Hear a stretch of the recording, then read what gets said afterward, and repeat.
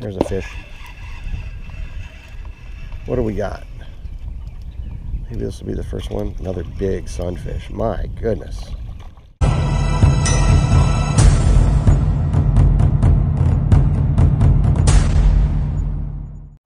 Hey everyone, welcome back to the channel.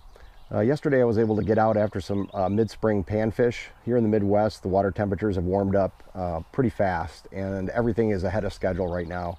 Normally panfish don't start to prepare for spawning until mid to late May, and usually the spawn starts in late May and kind of wraps up in early June.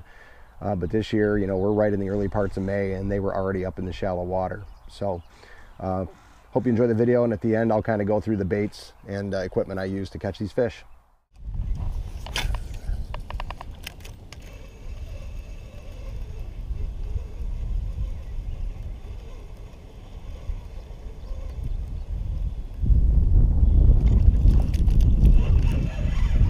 All right, first fish. My goodness, that was a huge sunfish. Huge.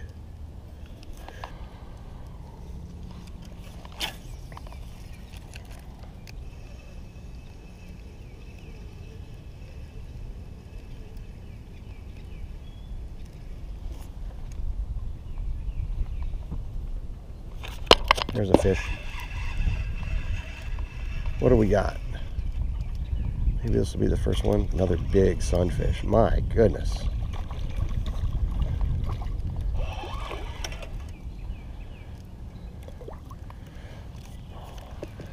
Folks, look at that.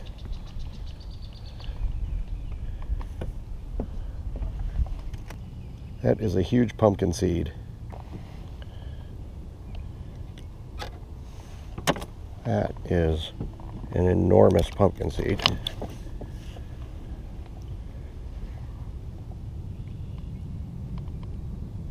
My goodness.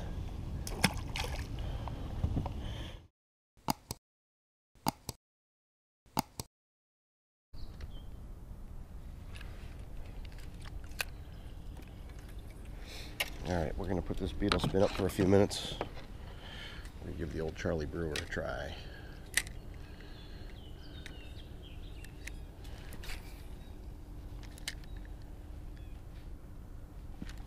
First cast. And we got a fish, just like that. Looks like another one of these big sunfish. Got us down in the weeds. A lot of times if you get them in the weeds like that, if you just kind of shake back and forth, you'll pull them free. Another big sunfish. Not quite as big as the last one, but pretty close.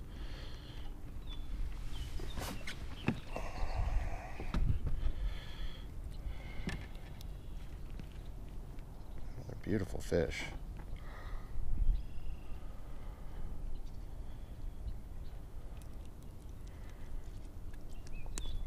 I mean, when they're hitting big baits, when those panfish are hitting, those sunfish are hitting big baits like this, you know they're good size. Especially when you're able to stick them.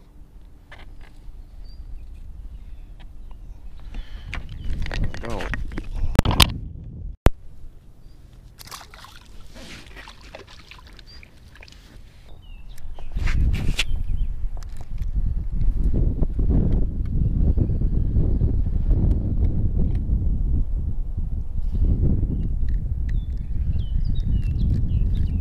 Oh, had another nice hit.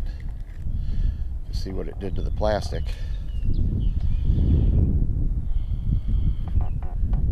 Folks, if you've never tried this Charlie Brewer bait, you've got to give it a try sometime. If you like catching crappie, panfish, even bass will hit this, especially up here in the north.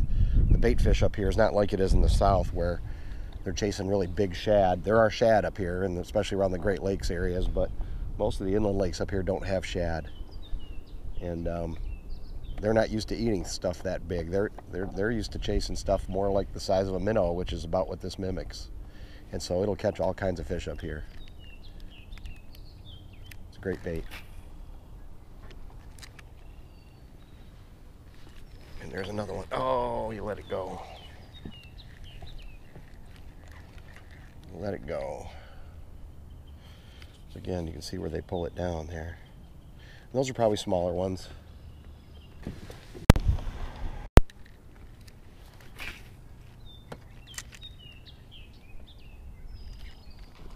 There he goes again.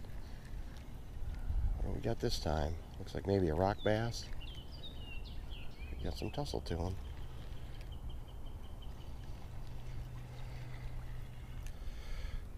Rock bass, little rock bass this time.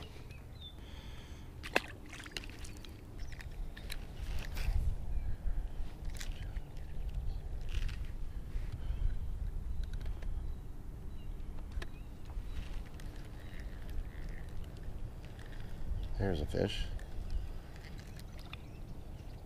Another one of those big panfish. My goodness.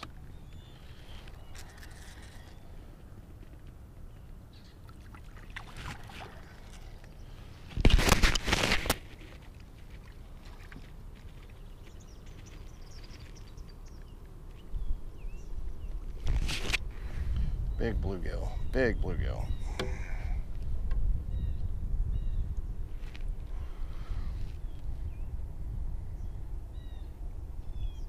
Nice fish.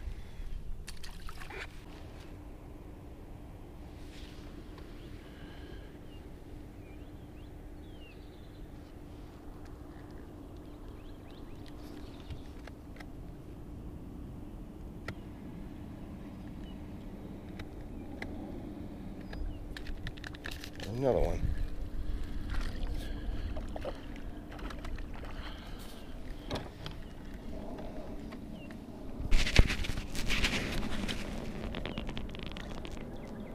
Another nice rock bass.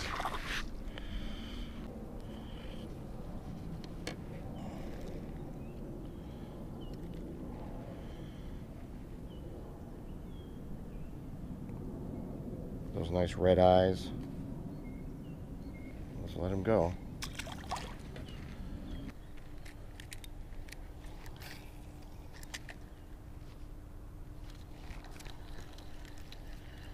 Just a little guy this time. Well, I say he's little. Boy, he has just got a ton of energy. Another big old bluegill.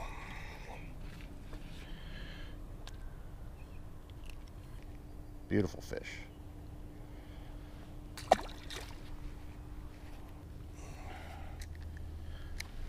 Let's try to put one right underneath, right in the middle there. There we go. That's a good spot.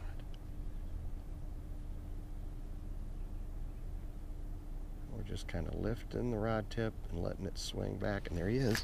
And there he got him. Let's see what this is.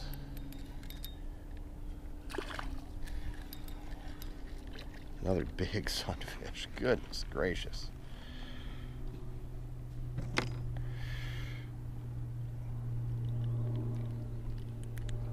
If you're not from the north, you don't understand that these are quality bluegill for up here in the north.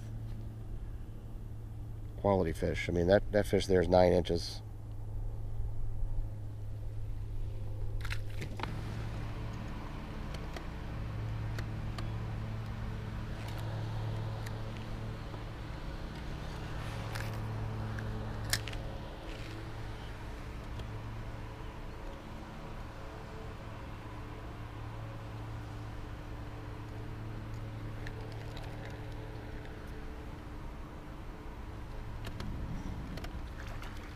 Another big sunfish.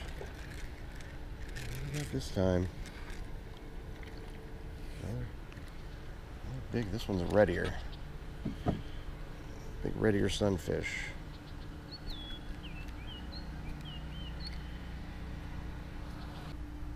Nice red ear.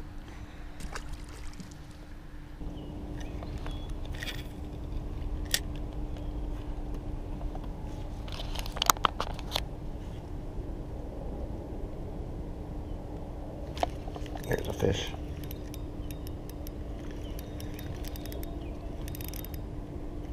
Another solid sunfish. Goodness gracious. These are some hefty sunfish.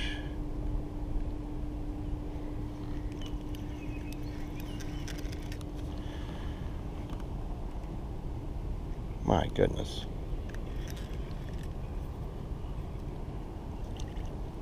Holy smokes. What a fish.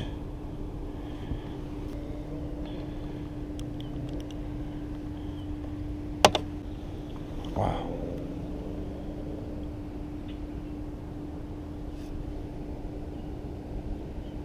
I don't think he's quite 10, but my goodness.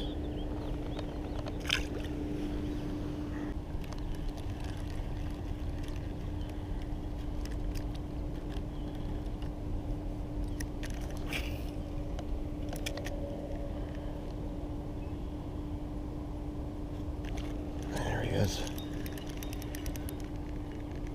Another nice one.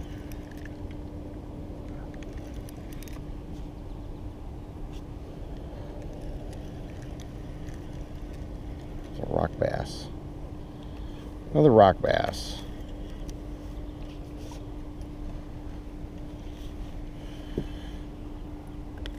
Ooh, and there he goes.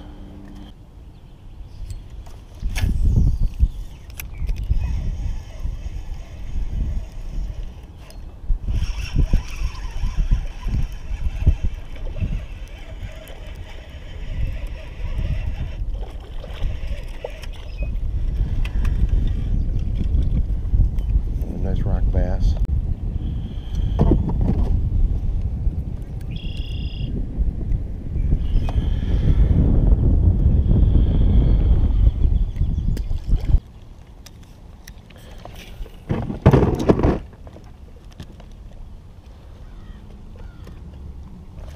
There's a fish.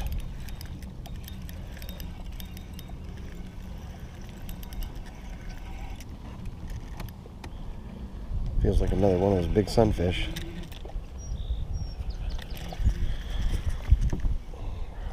It sure is. Goodness gracious. Goodness gracious.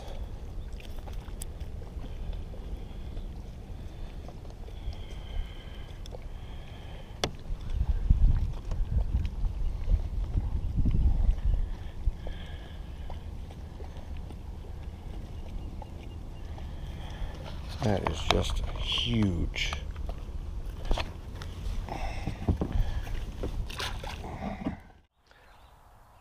All right, guys. So the first bait that I started with today was one of my favorite locating baits in general for inland waters here in Michigan and anywhere really in the upper Midwest. And I've done some fishing in northern Minnesota, the UP, and Canada. But this is called a beetle spin. You've probably heard of it. Normally they come with a fork tail, but I've burned those up, so I usually just add plastic twister tails once I've done that. And this black and white combination is a great combination to find all sorts of fish. It can be fished in shallow water, you can fish it in deeper water, you just have to count it down, to get it to the depth you want.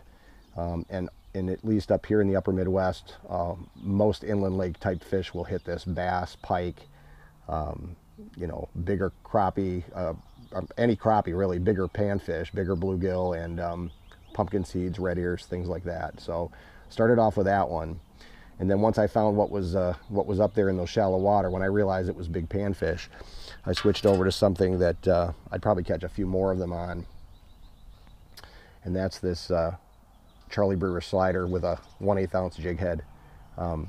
This particular pattern is baby bass. You've probably heard me promote Charlie Brewer sliders before on this channel. They're a great bait. This combination is one of the best, one of my most productive, probably my most productive up here in the clear waters of the north. You can buy it without the chartreuse tail, with or without. If you buy them without and then you want to color it, you can get a product called Spike It. It's a scented dye. It comes in chartreuse and several other colors, but I always make sure I keep a bottle of chartreuse on the boat with me. Just dip the tail in it and you're good to go. Can't say enough about this lure. If I could get Charlie Brewer to sponsor me and my channel, I would do so, because they're my favorite inland lake bait for catching crappie, big bluegill, and even bass. It catches it all. And then finally, the rod I was using to throw that Charlie Brewer bait today, and I'll use it for beetle spins as well. It's a great pan fishing rod. It's actually made to be a dock shooting rod. It's called the Sharpshooter 6 by B&M. It's 6 foot long. It's a pretty stiff rod. The end's got fast action tip on it, which is what makes it a dock shooting rod, so it can shoot the jig out there where you want it. And but it doubles as a great pan fishing rod.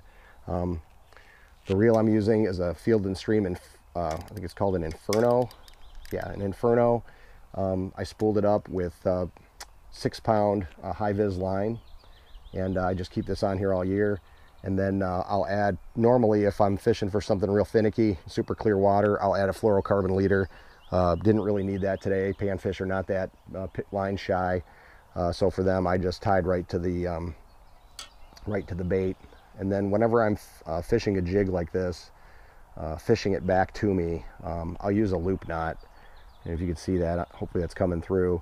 I've done a video on how to tie the loop knot. The loop knot allows the jig to swim freely in the water. It's not bound by a knot, so it's always going to swim the way it's meant to swim in the water.